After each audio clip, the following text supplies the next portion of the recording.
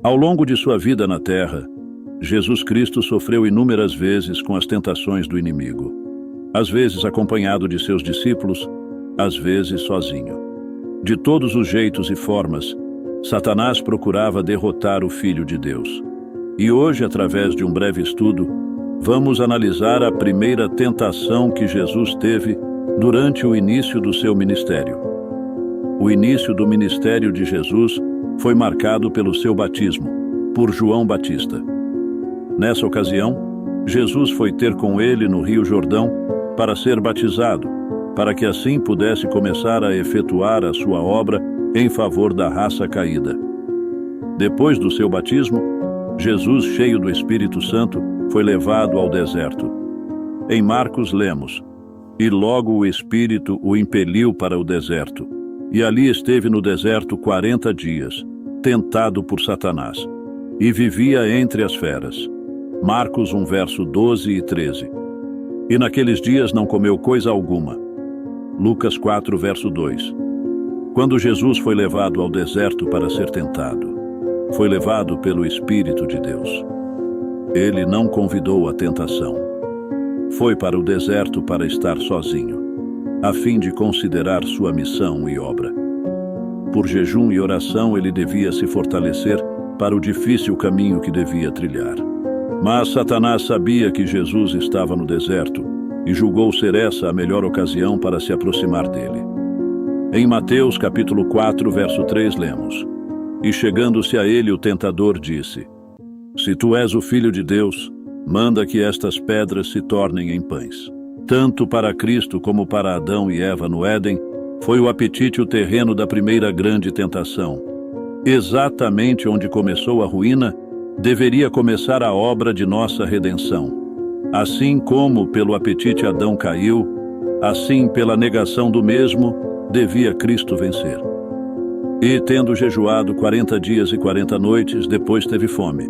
E chegando-se a ele, o tentador disse: Se tu és o Filho de Deus, manda que estas pedras se tornem pães.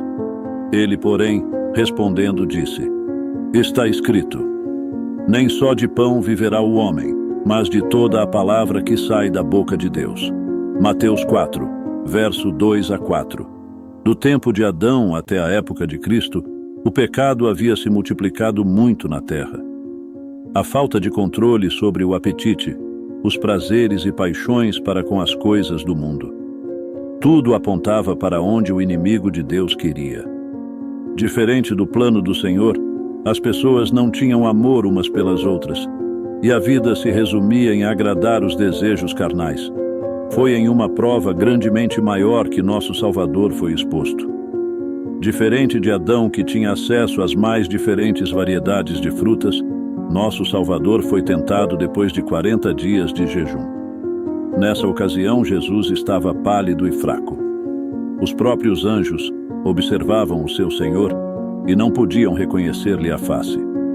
Quando Jesus veio à terra, diferente do que muitos pensam, ele não usou em nenhum momento seu poder divino para benefício próprio. Foi quando o Salvador desfalecia de fome que Satanás o assaltou e, de repente, apontando para as pedras no deserto, disse o tentador: Se tu és o Filho de Deus, manda que estas pedras se tornem em pães. Mesmo que aparecesse como um anjo de luz, essas primeiras palavras traíam-lhe o caráter. Se tu és o Filho de Deus. Aí está a insinuação de desconfiança. Desse Jesus ouvidos à sugestão de Satanás, e seria isso uma aceitação da dúvida.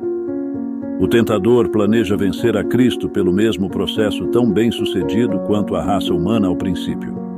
Com que astúcia se aproximou Satanás de Eva no Éden.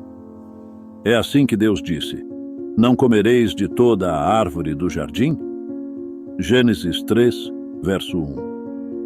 Até aí eram verdadeiras as palavras do tentador. Mas a maneira de as proferir, porém, havia disfarçado desprezo pelas palavras de Deus. Havia encoberta negação, uma dúvida da veracidade divina. Da mesma maneira, procura agora o tentador inspirar a Cristo seus próprios sentimentos.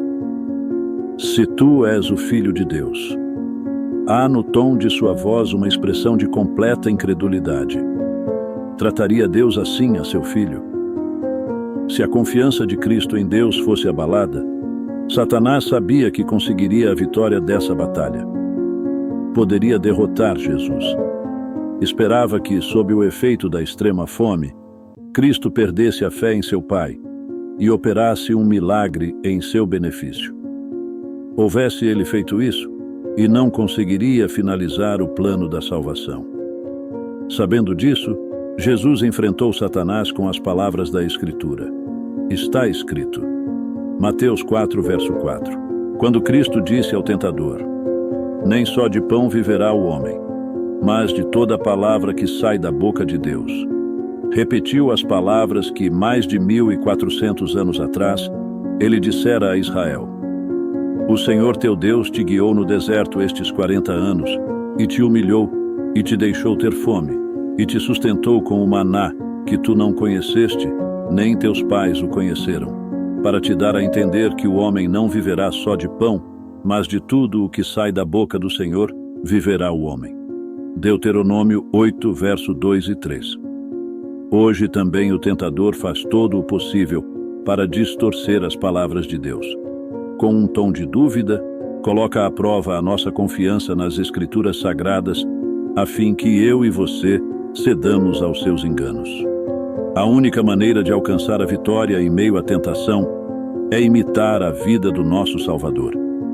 É somente pelo está escrito que eu e você vamos poder sair vitoriosos. Infelizmente, nos nossos dias, as pessoas se apoiam mais em suas opiniões no que na palavra de Deus. E é exatamente por causa disso que, na maioria das vezes, Satanás consegue vencer os filhos de Deus.